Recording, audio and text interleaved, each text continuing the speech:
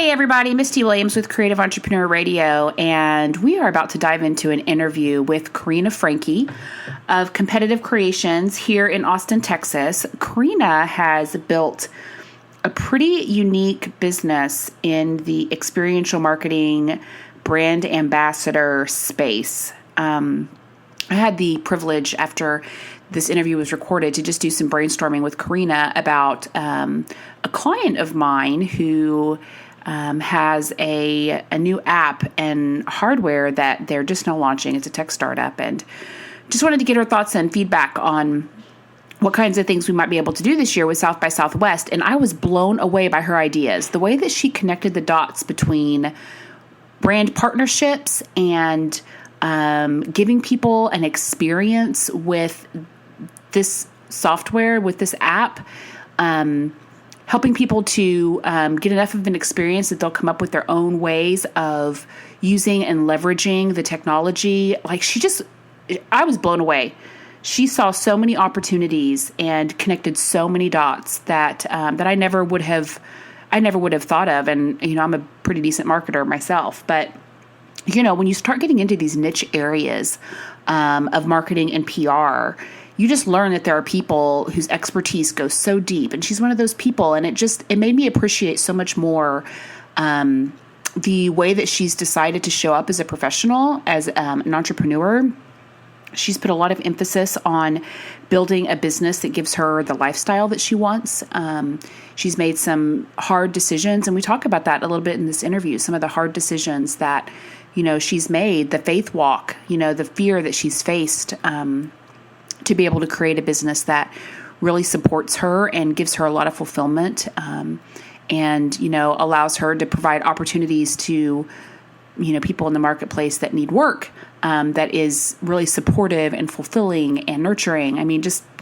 It's really remarkable what she's done. We talk in this interview about South by Southwest, about the Austin tech scene, the Austin networking scene, and all of the great energy that exists in the Austin community. And she gives some great advice and on places that you can go to network, things that you should pay attention to if you're in Austin. So this is a fantastic interview. I'm really, really excited for you guys to hear from Corina today. Thank you so much for joining us. Welcome to Creative Entrepreneur Radio. We're going backstage to explore the lives, lifestyles, and growth strategies mastered by seasoned entrepreneurs around the world. Entrepreneurs are gladiators. Are you one of us? If you're a first-time listener, welcome. Feel free to add the podcast to your favorite RSS feed or iTunes, and check out our show notes at creativeentrepreneurradio.com. Up now, host and founder of MarketechU.com, Misty Williams. Hey everybody, welcome to Creative Entrepreneur Radio. Misty Williams here with you today, and I'm so excited to have my friend Corina Frankie on the show today. Corina is the owner of boutique staffing agency Competitive Creations, which specializes in brand strategy that builds brand experiences for her clients. Corina started the agency when she was just 22 years old after discovering her knack for branding, sales, and word-of-mouth marketing. She's worked with well-known brands like Ferrari, Mashable, Lamborghini, Circuit of the Americas, Microsoft, Coachella, MAC Cosmetics, Clear Wireless, Banana Republic, Patron, South by Southwest, Grey Goose, and more. Corina has been recognized as an important advocate for the Livestrong Foundation and serves as a Livestrong ambassador in Texas. She is also the host and organizer of the Anthony Robbins Power Team in Austin. I'm excited to have you on the show today, Corina. Hello, Misty. I'm excited to be here. Thanks for having me. Yeah, so I know Corina because when I moved to Austin, a couple of months after I moved, I went to crew the Unleash the Power Within event in Dallas that Tony puts on. I've been crewing Tony Robbins events for probably the last 11 or 12 years. I'm not sure that we need to keep counting. It's been a minute. But I was super excited to not only crew that event, but to meet a lot of people from the area. And after the event was over, people that were attending either as crew or, actually attending for the first time, all committed to getting together and, kind of continuing the momentum. What I love about the Tony Robbins community is there's just a lot of achievers there. So I've personally met a lot of people that share my values, and it's been really fun for me to get to know Corina and hear all about her business. She does something so unique and different, and we're going to talk about it today. The thing that I love about what Corina's done is she's really taken this idea of building a lifestyle business or being a lifestyle entrepreneur to heart. And she's created something that really not only works amazing for her, but creates these amazing win-wins in the marketplace. And before we started the conversation or the podcast today, Corina and I were talking about the Marketech laws, and she told me that one of her favorite law is the law of the win-win. And of course, it's my absolute favorite law, which the law of the win-win says, I'm intentional about creating opportunities and engaging with clients only when we both win. And she's done a great job of that in her business. And actually, Corina, I think that's probably a good place to start. Like, what's so cool about what you've done is you took advantage of some opportunities that you saw in the marketplace to really add a lot of value and set something up that created a win for a lot of different perspectives, the people that you hired, for the clients that you were serving, and for yourself. And I mean, it's pretty phenomenal what you were able to build, especially so young. Why don't you tell us a little bit about Competitive Creations and how it came about and how you kind of built this boutique staffing agency? Okay. Well, Misty, there's so much there. Thank you for that really warm introduction. Sure. I have like this huge smile on my face. Oh, good. Yes, you're right. I am in the business of bringing brand awareness to the products and services of those clients that I choose to serve. And I say choose now because there was a point in Competitive Creations history in which we were working with some brands and agencies that didn't align with what we saw or didn't align with our future goals and endeavors and what we believed in, you know? Yeah, you're right. I started when I was about 19 years old. I didn't start the business when I was 19 years old, but I fell into the industry. And when I say industry, you know, everyone's been to a festival or a large scale event where they've probably received free swag or, you know, maybe a drink of some sort, maybe a snack given by a ambassador, just someone who walked up to you and gave you a little 10-second pitch on what this product was and why they needed to have it. And so I started there, you know, promotional ambassador, walking up to the complete strangers, interacting with them and doing whatever I could to bring them awareness on what brands I was representing in that moment. In 2007, I worked with Toys R Us and Disney, and it was a luck opportunity. They asked me to build a brand team of 14 people to work in Toys R Us stores all across Austin, and the goal was to help upsell Chase Toys R Us credit cards. And while the team worked on bringing awareness to those guests who entered the store, I personally worked with the cashiers of Toys R Us and helped them to sell and upsell Chase Toys R Us credit cards. That ended up working out so well that they contracted me to do that with Disney and Chase. And so at that moment, I really realized that I could bring value to these customers by hiring the right team. So in that moment, I also learned that people were going to be my product. And the better people that I brought to the table, the more clients I would eventually receive. And from there on out, you know, I was basically a consultant. I worked with Lone Star. I worked with major liquor brands from agencies all across the country. And as the time went on, I realized that people out of the woodworks were coming to me and asking, hey, you know, I have this party or this small, you know, wedding or a surprise birthday party, and we really want to hire some pretty cool talent to dress up as characters from video games or characters from Disney movies. And I realized at that point that I could actually call my consulting company a business name, give it a business name, and create this little child of mine. And that's exactly what I did. In 2010, I really started to focus on an actual structure, a business organization that I could market and advertise in a way that brought me business. So is this something, that kind of takes me back to this whole idea of building brand experiences? Like I don't come from a space that utilizes people like you. So I'm kind of curious, are there a lot of people who build themselves as brand ambassadors and do what you do? Or is this something that you started doing that was, kind of an offer off the beaten path? What was the context for it? Well, by no means can I claim that I started any trend. However, I do believe that I built something in Austin that wasn't here before, or it wasn't prevalent at least. There is another agency here in town. Actually, when I learned of this business, to me it was like, are you serious? You're going to pay me to talk to complete strangers? And this absolutely fascinated me because I believe that we are both the teacher and the student. And at all times, I am not only teaching, but I am learning. And that was a very beautiful concept for me. So when I learned that there was a business model that would actually pay me to talk to complete strangers, I jumped all over it. Right. And in fact, I flew to Chicago and knocked on all of the doors of the agencies that hired promotional ambassadors, because at the time, Chicago was a big hub. It was a big hub for that sort of work. And I knew that they were contracting outside of Chicago, and I wanted to work the gigs in Austin. And granted, I did not get through any doors. I mean, literally, I did not get through any receptionists, but I still went with the courage and the faith that this was going to be the rest of my life. Mm-hmm. So we opened with the idea of the law of the win-win.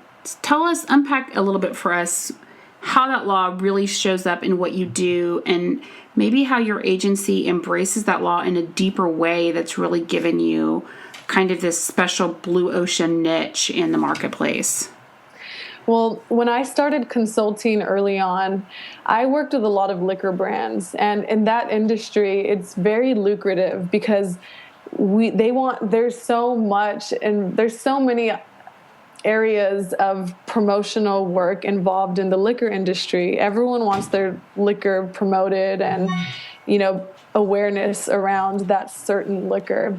And what I realized is there wasn't a win-win for everybody, because that industry demanded so much of the promotional work. There was a lot of little things that slipped away. Mm-hmm. For example, if one liquor company has the goal of advertising or marketing to a specific target demographic, and they expect that their ambassadors need to look, feel, have the personality of one ambassador.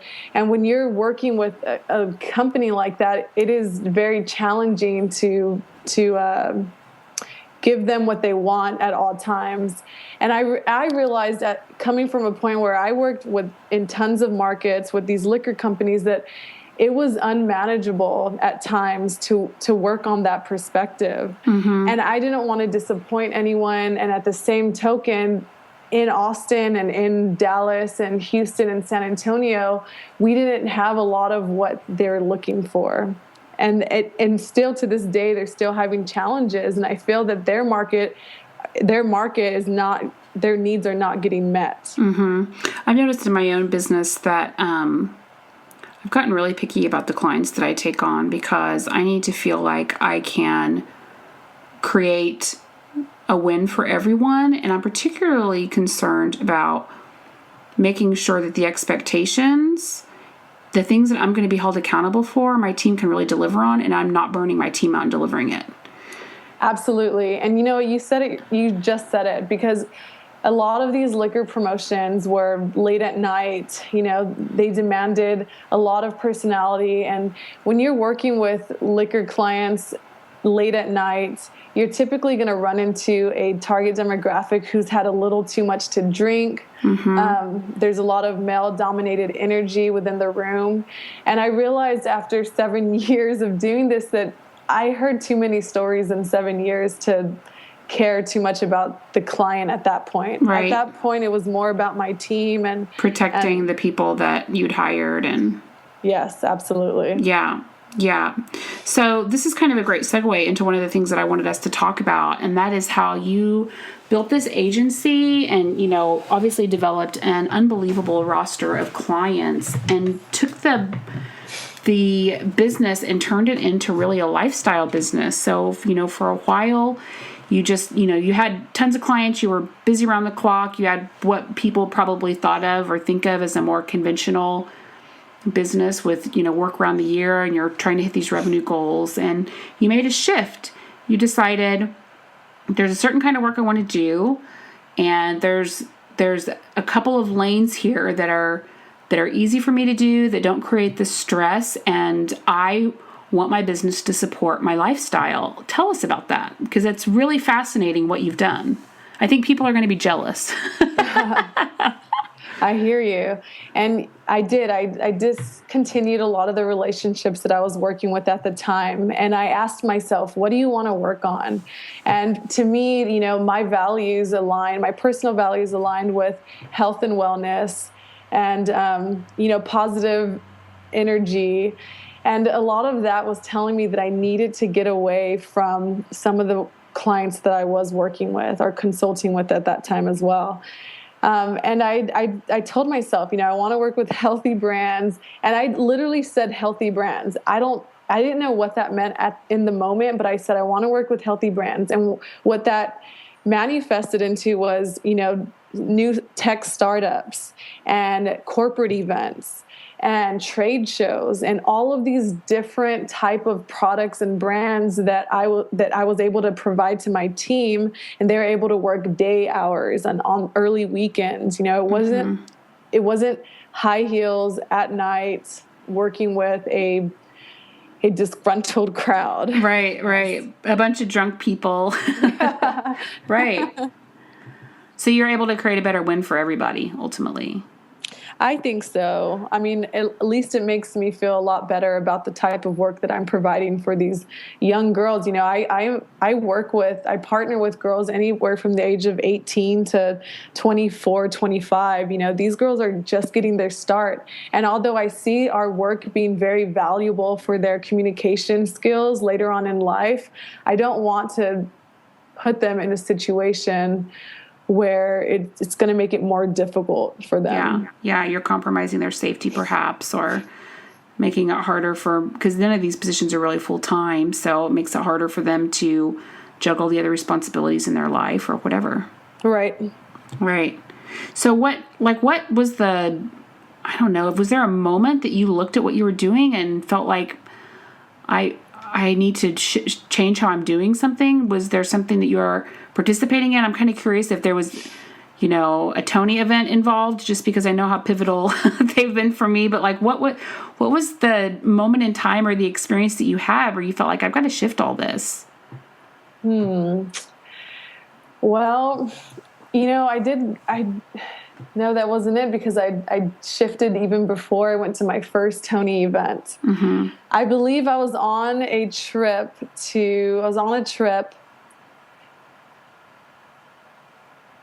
in Europe. I was actually in Europe at the time, and I received a phone call about a situation that they needed me to handle. And at that time, I knew that I'd hired a legitimate staff who I trusted with all of my work, and yet the client was not happy communicating with that person. They wanted to speak to me personally. And I realized that in that moment that, I asked myself, I was like, did I really create a business, or am I still a consultant in this whole grand scheme of things? Right. And so after I came back from Europe, I kind of went through what happened here, what happened there, and what went wrong. And really it was very small. So the fact that they wanted to have this conversation with me at that specific time when I was on vacation, it had bothered me a little bit. And so what I did when I made the transition, I told myself that I wanted to work these healthy events, and that led to corporate events and trade shows and whatnot. And what I realized within the year, it wasn't even a full 12 months, but what I realized in 9 months is that I could make the same amount of money profit-wise that I could with running the mundane every week, right, week by week clients.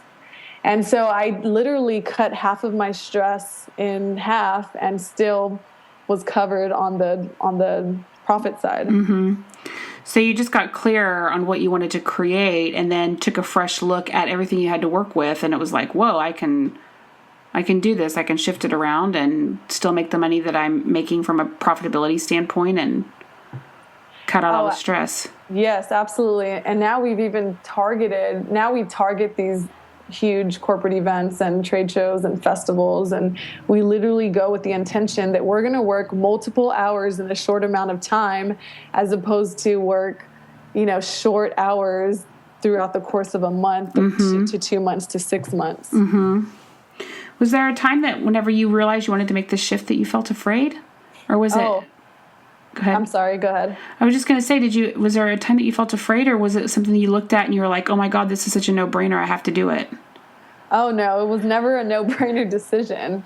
There was some fear involved, as there is with a lot of big decisions. I work for myself, so that is, paying all of the bills that I have, my mortgages, my car, all that it was, these were decisions that I had to make and make sure that I could afford to make them. So yeah, there was some fear involved, but ultimately I knew that from a personal and spiritual level that I needed to make the shift. Mm-hmm. So whatever happened, I needed to get it done. And I think you have a law about that. Persistent. Yeah, law of courageous persistence, right. When the going gets rough, I will keep going. I will lean in, put one foot in front of the other, even when it's hard. I will not quit. I will not quit. And I love that, because I 100% believe that, everything happens for a reason. These little ripple effects that take place, it's not good or bad or right and wrong. It just is. And you will keep going. Right. So when you're afraid, when things feel really scary, what is like your go-to strategy for dealing with that? You're actually, even on the other side of making this transition in your business, you're making a transition, in your life that will probably affect not only your business, but what you create next. And I know from my own experience, as confident as you can feel that you need to shift some things, that fear is always there. That's a great question. And you're right. Fear is always there. Lurking. It's the way that you deal with it. You have to, I don't want to say you have to be positive in the situation, but you have to know that there is a way. If you really want it, I'm the type of person that really believes like there is a path or there is a goal. And so because of that goal, there is a path. And if you choose that goal, if you choose that path, you just got to go, take it, walk it, run it, skip it. You might jog it. You might get your ankle sprained, but that ankle's it's going to heal and you're going to get back up and you're going to keep going. Mm-hmm. It's when you choose to let that sprained ankle stop you for a long time or just stop you completely. It's like, oh, I sprained my ankle. I can't finish this route. I got to go home type of deal. Mm-hmm. You just got to keep going. Yeah. So you started your business young and you achieved way more success young than I did in starting my business. I feel like I didn't really start getting traction. So I'm 12 years in. Is that right? 11 years in. 11. To my business. Yeah. And so I would say over the last 5 years, I've gotten unbelievable traction and made some cool things happen. But that is like 6 years of feeling like I was in boot camp and figuring it out. And you really did something remarkable by being so young and jumping in and creating what you created. Was that like part of what you felt growing up, or even as a 19 or 20-year-old? Did you know you were going to start a business? I didn't know that I was going to start a business, but when I was 19, I read Rich Dad, Poor Dad, and that book by Robert Kiyosaki changed my life. Mm-hmm. And also, my father was a construction worker and he had a little construction business. He did roof repairs and he painted and he did lawn services. I mean, you name it, my dad was there with his work truck and he could figure it out. It was a handyman. And so at times I was always on the work truck with my dad, and I helped him with the invoices, and we'd bid a job. We'd go to a job and we'd look at the foundation, and then we'd bid it and cross our fingers and hope that we got the job. And, you know, a lot of that was so exciting for me when I was younger, and I didn't realize, you know, later on in life that a lot of that had to do with being with my father on that work truck for so long. Mm-hmm. In 2014, though, Misty, I did attend a Tony Robbins festival, or I'm sorry, a seminar. I call it a festival because it's so fun. They're so fun. Yes. But I learned in 2014 through the Tony Robbins seminar that I didn't set my goals high enough. So everything that I saw as success, which were very basic, I wanted to own my own home. I wanted to own my own car, and I wanted to start a business. Those three things told me that I would be successful. And when I was 26, I achieved all of that. And at the time, I was in this limbo because I was in 27 when I went to Tony Robbins, and I couldn't figure out what was going on in my life and why I didn't feel fulfilled or purposeful. And what he helped me realize is that some people have such small goals, and when they reach them, it's kind of like, what's next? And so this is that time in my life where I'm trying to figure out that what's next part. Mm-hmm. How do you feel about that? Do you feel excited or scared or overwhelmed, or for someone who figured it all out so young? You're still so young. I realized that, you know, he's exactly right. I achieved all that I thought success was, and that made me very happy, but it also made me very vulnerable because now it's that time where, you know, I need to set new goals for my life. Mm-hmm. And that's what I've been working on. And I love that I have a lifestyle business because I have the flexibility to do that. You know, I still have a business that pays 100% of my living and my entertainment. And I have the time to explore what it is that I choose to do next, or what goals that I'll plan for this business or others. Yeah. So let's talk about Austin. So you know the scene inside and out. I'm a huge fan. Yeah, you're a huge fan. And not only just from a social, you know, your social life and your friends or whatever there, but from a business perspective, you are really tuned in. So tell us, what are some of the coolest things for entrepreneurs and business owners to participate in Austin? I mean, obviously we have South by Southwest, and you could definitely talk about that, but there's probably some others too. Oh my gosh. I mean, it just depends on who you are and what tickles you. There's so much going on in Austin. I mean, I can tell you what's coolest for me, but that's no fun. Yes, it is fun. What is coolest for you? Tell me. Okay. So I really love Startup Crawl. I think it's a great way to experience all that some of the new entrepreneurs have to offer, and just network with some really creative, awesome individuals. I love Tweet Up. I love, it's called Bash.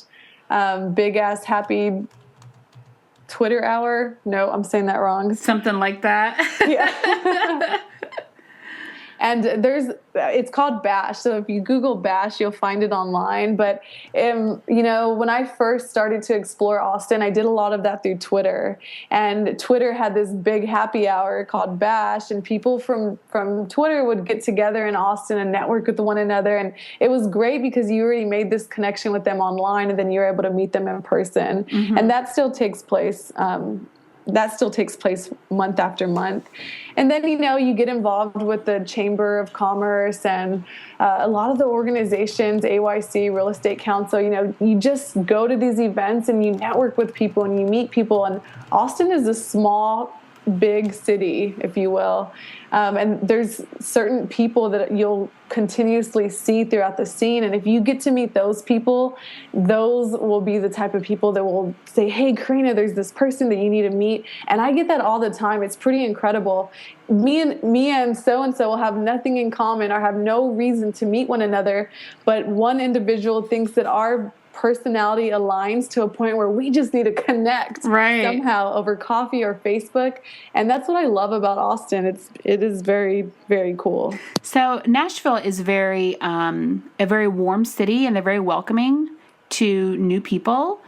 Austin I found to be the same way, but there's something about the scene in Austin, like you guys take the whole meetup thing, you guys, which I'm now part of you guys, but take the whole idea of meetups to another level. Like the networking is bananas. Totally crazy. So what are some of the groups that you're a fan of? You kind of mentioned a couple here in your other rant, but what are some great like meetups and organizations or clubs that have formed that are really, a fun part of the city? That are a fun part of the city. Well, if you're asking like to jump on Facebook and connect with some of the groups online and then attend their organizations, you can definitely do that. I love Austin Digital Jobs, and honestly, I don't even need a job, but Austin Digital Jobs is so incredible because you're kind of learning from the movers and shakers what people are doing and where they're going, and they'll post events. There's even a group on Facebook. It's called Austin Startups, and there's about 8,000 members, and they're really great about posting different opportunities within the city, different events that might go on. And really there's so much that you just kind of pique your interest in one thing, and then you're like led down this rabbit hole of 20 other things that could be so fascinating. Mm-hmm. I'm a big fan of like Capital Factory. So anytime they have an event, I go because the people that go are great, and it's great networking with them. Right. Is that like a Facebook group or? Capital Factory, I believe they do have a Facebook group as well. Yep. They have Capital Factory Jobs or Capital Factory News, where you can get public news. Mm-hmm. But they're always, at this point, it feels to me, I'm trying to think, if someone was new to Austin, how did they get all this information? At this point, I'm involved in so many newsletters and updates. I know, right? I get constant feedback and information from different events that are taking place around the city. Right. So we have coming up in March, South by Southwest. Mm-hmm. And obviously South by Southwest Interactive. And so I've been learning about this wonder. I've been hearing about South by Southwest forever, of course, but just being here in the city and hearing everyone talk about it. And you said something really interesting the other day when we were hanging out, that the best stuff with South by Southwest is planned outside of the organizers of South by Southwest. For South by Southwest Interactive, just to be specific, because I know there's two sides to it. Well, and don't get me wrong, they have so much good content that you really want to pay for. Yeah. If you're really interested in the classrooms and learning and hearing all the wonderful speakers, you can definitely grab a pass and attend, and it's going to be worth your while. In fact, you're going to be like, I need more time, and they need to go on twice so that I can make sure to see this person speak. On the flip side, if you're not really sure how to explore South by Southwest, there's so much going on outside of the speaker series during Interactive that you can do. They even have a free trade show that you can go in and kind of chat with people at. And then there's free parties and events all over the place. Every brand across the country or product is trying to get into South by Southwest. And so oftentimes they'll just rent their own space around town, and they'll invite their friends and put it out online and just say, hey guys, we're having a free party. Come see what we're about. Check us out, network with one another. And so it's really kind of cool. Mm-hmm. Is that your favorite event? South by Southwest? Uh-huh. In Austin, I would say that it's South by Southwest. And right before that, it would be the startup crawl that takes place a few days before South by Southwest. Right. Well, I'm going to put in our show notes links to all this juicy stuff, so that if this piques anyone's curiosity who's listening and you want to participate or check some things out, that'll be easy to find it all. So looking ahead, looking at the future, you've got some pretty blue waters in front of you. A lot of things you're exploring. I know that you're doing some coaching, and you've got some opportunities coming up and some business ideas that you're toying with. Tell us what's next for Corina Frankie. Well, I am doing a lot of coaching. Personal and professional empowerment is what I am about these days, and it's been pretty incredible to help individuals through their challenges. And their challenges could be anything, Misty. I mean, they could be the challenges that are my favorite, to be honest, will be in business and career coaching, because I absolutely love when people are fulfilled by what they spend a lot of their time in. And that's either going to be their work or their home relationships. But a lot of it is work. They want to be fulfilled. So I'm definitely working with some amazing individuals. I just coached the District of Columbia on some of her coaching information, and it's been so great. I mean, I definitely see this as a place where I will work in for a good amount of time, for a long amount of time, right? And possibly turn it into a consulting business where we can help or go into organizations and help them with their training processes and, onboarding and offboarding some of their employees and whatnot. So as we wind things down, tell everyone where they can find you online if they want to reach out to you and get in touch with you. I know you're pretty active in social. Yeah, absolutely. They can find me at CorinaFrankie.com. They can find me at Facebook.com/CorinaFrankie. They can find me at Twitter.com/CorinaFrankie. And same thing with Instagram. I mean, if you just look up my name, all of the links, if you just Google my name, all of the links will come up. It made the most sense back in the day just to put your name. So yeah, totally. Sort of business associated with any of it. Yeah, this is awesome. Well, I'm going to put all of these links in our show notes. People can go to the creativeentrepreneursradio.com and check out the show notes. I'll have links to a lot of the resources that you shared today and to your website. And you guys feel free to reach out to Corina. I know that she's pretty responsive on all the social channels. And if you're in Austin and have participated in a Tony Robbins event, come to the Power Team meetups. They're really, really fun.